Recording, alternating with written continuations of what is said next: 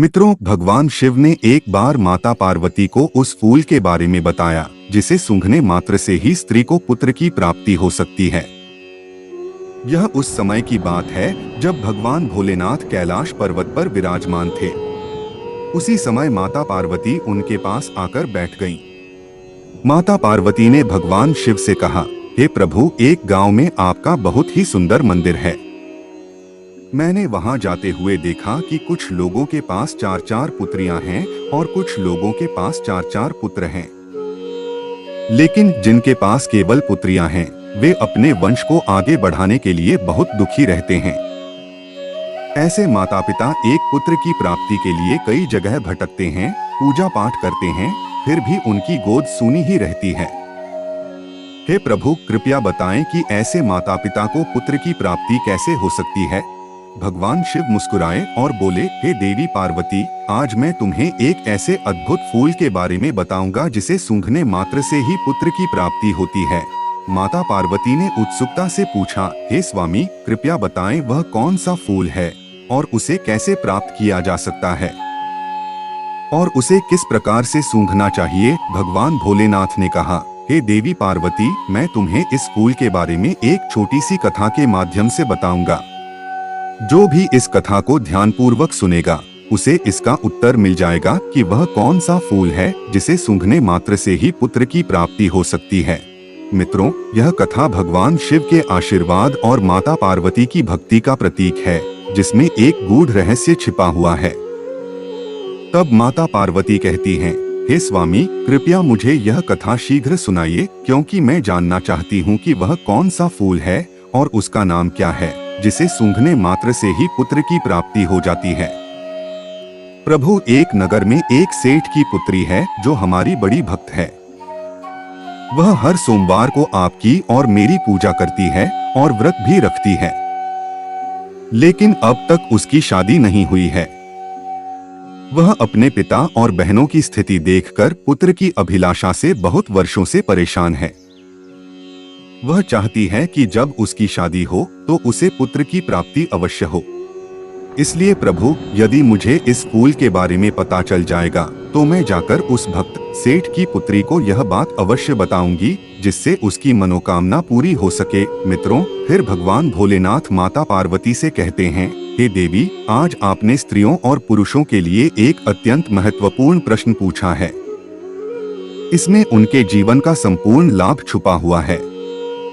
तो हे प्रिय पार्वती, अब मैं वह कथा सुनाने जा रहा हूँ। कृपया आप इसे पूरे ध्यान और मन से सुने। माता पार्वती ने कहा, ठीक है प्रभु, मैं पूरी श्रद्धा और ध्यान से आपकी कथा सुनूंगी। इसके बाद भगवान भोलेनाथ कथा का आरंभ करते हैं और कहते हैं, हे देवी पार्वती, एक समय की बात है। एक किसान था जिसकी 6 बेटियां थीं। 5 बेटियों की शादी हो चुकी थी, लेकिन छठी बेटी, जो शिव और पार्वती की उपासक थी, उसकी अभी तक शादी नहीं हुई थी। वहीं जिन 5 बेटियों की शादी हो चुकी थी, उन 5 बेटियों को केवल पुत्रियां थीं, किसी के पास पुत्र नहीं था। छठी और सबसे छोटी बेटी की अभी तक शादी नहीं हुई थी। किसान इस बात से बहुत चिंतित रहता था कि उसकी 5 बेटियों को पुत्र नहीं हुआ और उसे यह डर सताने लगा कि शायद छठी बेटी को भी पुत्र की प्राप्ति नहीं होगी। उसके मन में यह विचार भी आता था कि न तो उसे खुद पुत्र की प्राप्ति हुई और न ही उसकी 5 बेटियों को। अगर छठी बेटी को भी पुत्र नहीं हुआ तो वह समाज में कैसे मुंह दिखाएगा? लोग उसके बारे में क्या सोचेंगे? किसान जब भी जंगल में काम करने जाता था तो अपनी मदद के लिए अपनी सबसे छोटी बेटी को भी साथ ले जाता था। एक दिन काम करते करते समय अधिक हो गया और धूप तेज हो गई। गर्मी बढ़ने लगी तो किसान ने अपने कपड़े उतारकर घास में रख दिए। जब उसका काम खत्म हुआ तो उसने अपनी बेटी से कहा कि उसके कपड़े लाकर दे। जैसे ही उसकी सबसे छोटी बेटी कपड़े लेने के लिए घास के पास पहुंची, उसने देखा कि वहां एक नाग सांप पड़ा हुआ था। वह उस नाग को उठाना नहीं चाहती थी, इसलिए वह वापस अपने पिता के पास गई और पूछा कि उसे क्या करना चाहिए। किसान ने बेटी की बात सुनकर कहा, तुम उस नाग से मत डरो, उसे एक तरफ फेंक दो और मेरे कपड़े लाकर मुझे दे दो। ऐसा कहकर किसान घर चला गया। मित्रों, फिर भगवान भोलेनाथ माता पार्वती को आगे कथा सुनाते हुए कहते हैं, हे देवी पार्वती, उसकी बेटी भी किसान के पीछे पीछे घर आ गई। अगले दिन जब फिर से उसे जंगल जाना था तो उसने अपने पिता से कहा, पिताजी, आप परेशान न हो।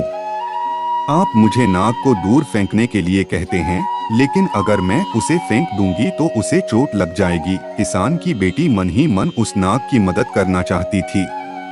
उसकी इस सोच को सुनकर किसान ने कहा, मुझे मेरे कपड़े लाकर दो, आगे तुम नाग के साथ जैसा चाहो वैसा व्यवहार करो। किसान की बात सुनकर उसकी छोटी बेटी नाग के पास गई। जंगल में उसे वह नाग फिर से मिल गया।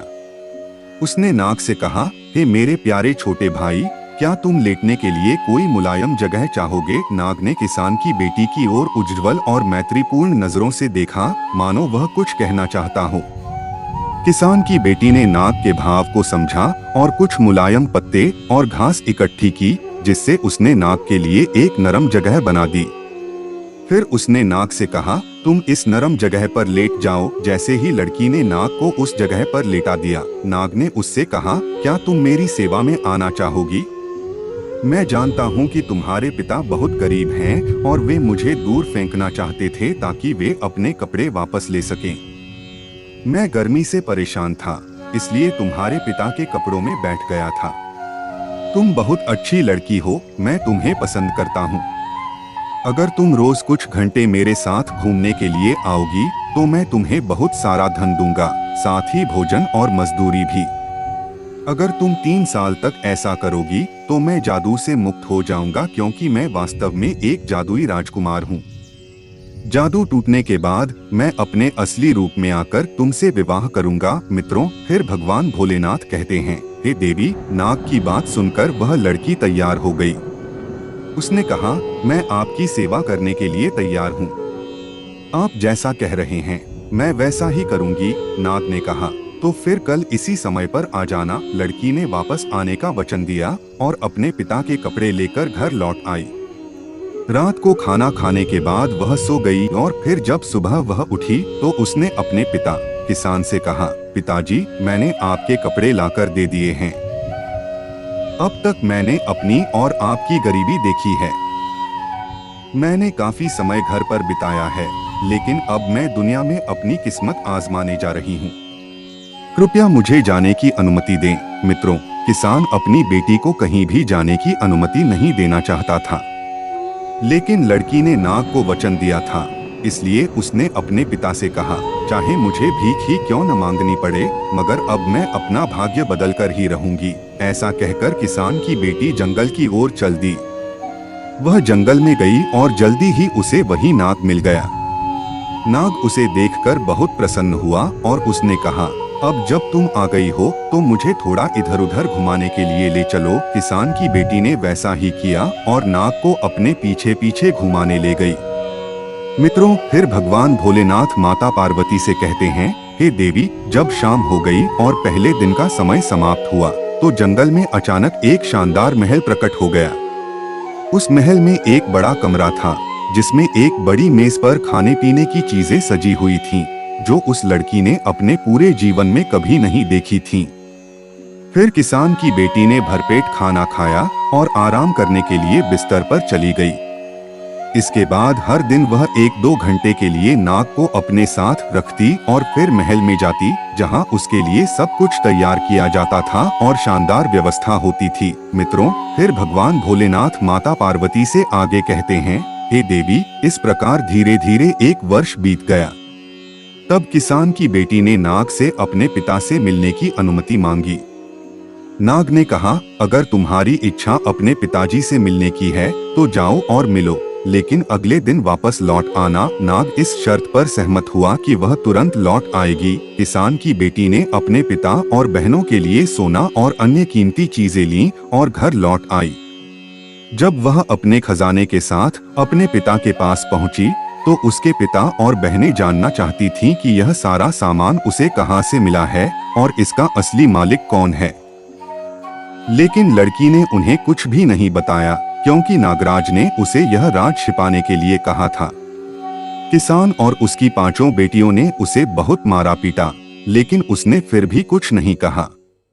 अगले दिन वह लड़की फिर से नाग के पास जंगल में चली गई और हर दिन 1 या 2 घंटे उसे घुमाने ले जाती रही। दूसरे वर्ष के अंत में वह फिर से अपने पिता और बहनों से मिलने गई और इसी तरह तीसरे वर्ष के अंत में भी। जब वह तीसरी बार नाग को छोड़कर अपने पिता और बहनों से मिलने जा रही थी, नाग ने उसे कहा था, आज तुरंत लौट आना, कल तक मत रुकना। लड़की ने वादा किया और नाग को छोड़कर चली गई। जब वह अपने पिता के पास पहुंची तो उसके पिता और बहनों ने जोर देकर पूछा कि जो धन वह लेकर आती है उसका असली मालिक कौन है और वह कहाँ काम करती है। लेकिन लड़की ने फिर भी कुछ नहीं बताया। तब किसान ने उसे घर से बाहर जाने की अनुमति देने से इनकार कर दिया। लड़की ने किसी तरह खुद को बाहर निकलने का रास्ता ढूंढ लिया और जोर लगाकर घर से निकल गई। लेकिन जब तक वह जंगल में पहुंची तब तक बहुत देर हो चुकी थी। नाग अब वहां नहीं था। मित्रों, दुख की बात यह थी कि उसने हर जगह देखा, लेकिन न तो वह महल था और न ही नाग। दरअसल जब वह अपने पिता के घर पर थी उस समय नाग के 3 साल पूरे हो चुके थे और जादू का समय समाप्त हो गया था। जादू टूटते ही वह नाग फिर से अपने असली रूप में यानी एक राजा के रूप में बदल गया और अपने राज्य में वापस चला गया। जंगल में नाग को न पाकर वह लड़की बहुत परेशान हो गई और सोचने लगी कि अगर उसके पिता और बहनों ने उसे घर पर न रोका होता तो शायद वह नाग अब भी उसके पास होता। फिर लड़की ने नाग को पूरी दुनिया में ढूंढने का फैसला किया। रास्ते में वह एक जंगल में एक झोपड़ी के पास पहुंची जहां एक बूढ़ी औरत रहती थी। उसने रात के लिए आश्रय मांगा और बुढ़िया को अपनी पूरी कहानी सुनाई। बुढ़िया ने उसका मित्रवत स्वागत किया और अगले दिन उसे 3 सेब दिए।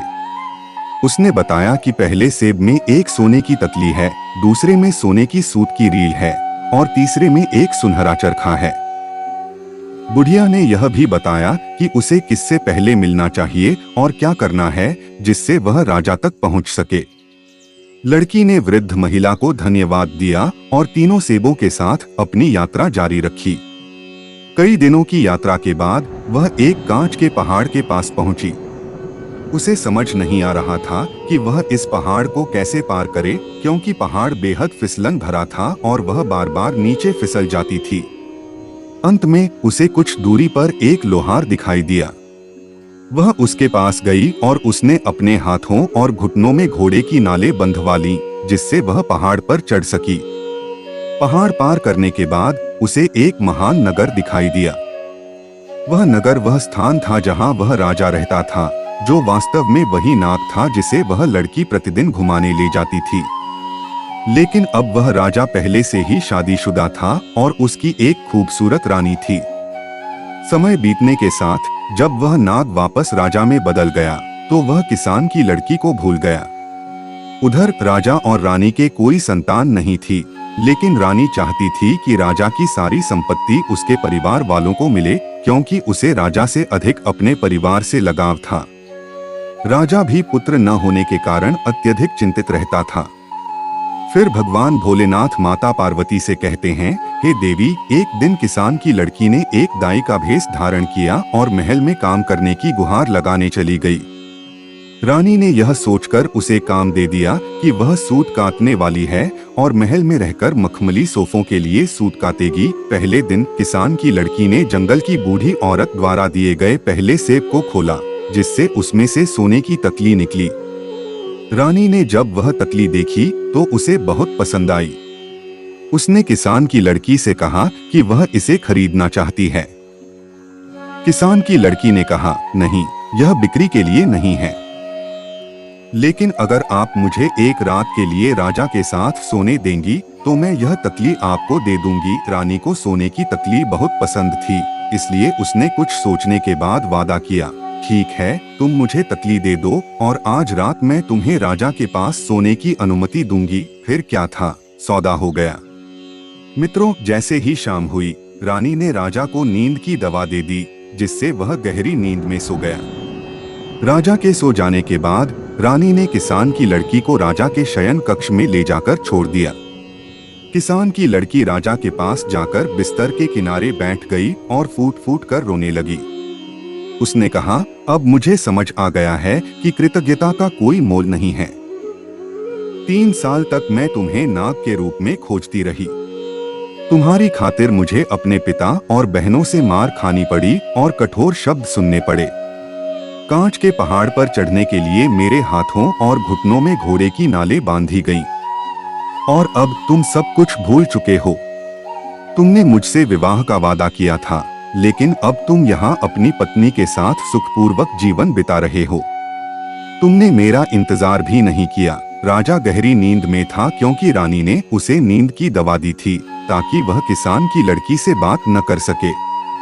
किसान की लड़की अपनी व्यथा सुनाती रही, लेकिन राजा ने कोई जवाब नहीं दिया। लड़की यही सोचती रही कि राजा उसकी बात सुन रहा है, लेकिन कोई जवाब नहीं दे रहा। इस तरह से बात करते करते सुबह हो गई। रानी आई और किसान की लड़की को राजा के शयन कक्ष से बाहर ले गई। राजा इतनी गहरी नींद में था कि उसे कुछ भी समझ नहीं आया। मित्रों, फिर भगवान भोलेनाथ माता पार्वती को कथा सुनाते हुए कहते हैं, हे देवी, दुखी होकर किसान की लड़की ने दूसरा सेब लिया, उसे तोड़ा और उसमें से सुनहरे धागे की रील निकाली। रानी ने जब वह रील देखी तो उसे बहुत पसंद आई और उसने उसे खरीदने की इच्छा जाहिर की। किसान की लड़की ने फिर रानी से कहा, अगर आप मुझे एक और रात के लिए राजा से मिलने देंगी तो मैं यह रील आपको दे दूंगी। रानी ने वादा किया और सब कुछ पहले दिन की तरह ही हुआ। राजा नींद की दवा की वजह से फिर से गहरी नींद में सो गया। रानी ने उसे दूसरी रात भी नींद की दवा दी, जिससे राजा इतनी गहरी नींद में चला गया कि किसान की लड़की के रोने धोने या शिकायत करने पर भी वह जाग नहीं सका। हालांकि राजा के एक वफादार सेवक ने रानी को राजा के शयन कक्ष में सोने का चरखा लाते हुए देख लिया था। यह देख वह सेवक राजा के शयन कक्ष के बाहर चुपचाप खड़ा हो गया और पूरी बातचीत सुन ली। अगले दिन उसने राजा को सब कुछ बताया जो उसने देखा और सुना था। मित्रों, भगवान भोलेनाथ माता पार्वती से कहते हैं, हे देवी, जब राजा को यह पता चला कि जब वह नाग के रूप में था तो एक किसान की लड़की ने उसकी सेवा की थी और उससे शादी का वादा किया था। आज वही लड़की उसे ढूंढते ढूंढते उसके महल तक पहुंच गई है, तो अब राजा को उससे मिलना चाहिए। लेकिन राजा उस समय कुछ नहीं कर सका, क्योंकि सुबह होते ही रानी ने उस किसान की लड़की को राजा के शयन कक्ष से बाहर निकाल दिया था। इधर किसान की लड़की ने अपना आखिरी सेब खोला, जिसमें एक सुनहरा चरखा निकला। जब रानी ने यह सुनहरा चरखा देखा तो उसने कहा कि अगर वह उसे यह चरखा दे दे तो वह उस रात भी उसे राजा के साथ सोने देगी। किसान की लड़की मान गई और इस बार भी रानी ने राजा को नींद की दवा दी। लेकिन अब राजा सचेत था, क्योंकि उसे सेवक से सारी सच्चाई मालूम हो चुकी थी। इस बार राजा ने दवा पीने का केवल नाटक किया और चुपके से दवा को पास ही के पौधे में डाल दिया, फिर सोने का नाटक करने लगा। जब रानी ने देखा कि राजा सो गया है तो वह किसान की लड़की को फिर से राजा के शयन कक्ष में ले आई। उदास और निराश लड़की राजा के बिस्तर के पास जाकर फूट फूट कर रोने लगी। वह कहने लगी, अब मुझे समझ में आ गया है कि कृतज्ञता का कोई मोल नहीं है। 3 साल तक मैंने तुम्हारी सेवा की, नाग के रूप में तुम्हें संभाला। तुम्हारी खातिर मुझे अपने पिता और बहनों से मार और ताने सुनने पड़े। कांच के पहाड़ पर चढ़ने के लिए मेरे हाथों और घुटनों में घोड़े की नालें बांधी गईं और तुम यह सब भूल गए। अब तुम रानी के साथ सुखपूर्वक जीवन बिता रहे हो और मैं अकेली रह गई हूँ। अब मेरा क्या होगा? मित्रों, भगवान भोलेनाथ कहते हैं, हे देवी, राजा ने इस बार चुपचाप सारी बातें सुनी, लेकिन सोने का नाटक जारी रखा। राजा ने सोचा कि उसकी रानी, जिसे वह बहुत प्यार करता है, उसकी सारी संपत्ति अपने मायके वालों को देना चाहती है और उसे सम्मान तक नहीं देती। दूसरी ओर एक गरीब किसान की बेटी, जिसने उसे ढूंढते ढूंढते महल तक आ गई और नाग के रूप में उसकी सेवा की, वह उसकी असली प्रेमिका है। राजा ने अगले दिन एक भव्य भोज का आयोजन किया और उस किसान की बेटी को अपने दाहिनी ओर बैठने के लिए आमंत्रित किया। दरबार में राजा ने किसान की लड़की से शादी कर ली और सभी ने भोज का आनंद लिया। शादी के बाद पहली रात जब किसान की लड़की सो रही थी, लक्ष्मी जी ने उसे सपने में दर्शन दिए। लक्ष्मी जी ने कहा, बेटी चिंता मत करो, आज मैं तुम्हें एक खास फूल के बारे में बताऊंगी। मासिक धर्म के पूरा होने के बाद जो भी स्त्री इस फूल को सूंघती है और संबंध बनाती है, उसे पुत्र की प्राप्ति होती है। शाम को सूर्यास्त के समय बगीचे के उत्तर पश्चिम कोने में लाल और सफेद गुलाब के फूलों की टहनी, जिन पर सुंदर, साफ और पूर्ण विकसित गुलाब लगे हों, एक थाली से ढक दो। अगली सुबह सूर्योदय के समय थाली को हटा दो। लाल गुलाब को सूंघकर संबंध बनाने से पुत्र की प्राप्ति होती है, जबकि सफेद गुलाब को सूंघकर संबंध बनाने से पुत्री की प्राप्ति होती है। मित्रों, भगवान भोलेनाथ माता पार्वती से कहते हैं, हे देवी, आप अपनी भक्त को बता दें कि यदि उसे पुत्र चाहिए तो उसे लाल गुलाब सूंघना चाहिए। ध्यान रहे कि धोखे से दोनों गुलाबों को नहीं सूंघना चाहिए। फिर किसान की लड़की ने राजा को लक्ष्मी जी के सपने में बताए गए उपाय के बारे में बताया। राजा ने सुंदर बगीचे में एक सफेद और एक लाल गुलाब का पौधा लगवाया। जब फूल आए तो राजा ने एक सफेद और एक लाल फूल की टहनी ली और उन्हें रात को उल्टा दबा दिया। सुबह किसान की लड़की ने मासिक धर्म से निवृत्त होकर लाल गुलाब को सूंघा और राजा के साथ संबंध बनाए, जिससे उसे गर्भधारण हुआ और समय पूरा होने पर उसे पुत्र की प्राप्ति हुई। राजा ने खुशी के मारे पूरे राज्य में जश्न मनाया, मिठाइयाँ बांटी और किसान की लड़की ने अपने पिता और बहनों को भी इस फूल के बारे में बताया। राजा की पहली रानी को भी यह बात बताई गई और सभी को उनके मनोकामना के अनुसार संतान प्राप्त हुई, पुत्र या पुत्री, जैसा कि उन्होंने चाहा था। भगवान भोलेनाथ माता पार्वती से कहते हैं, इस प्रकार सभी के जीवन में सुख और समृद्धि आई और उनके परिवार खुशियों से भर गए।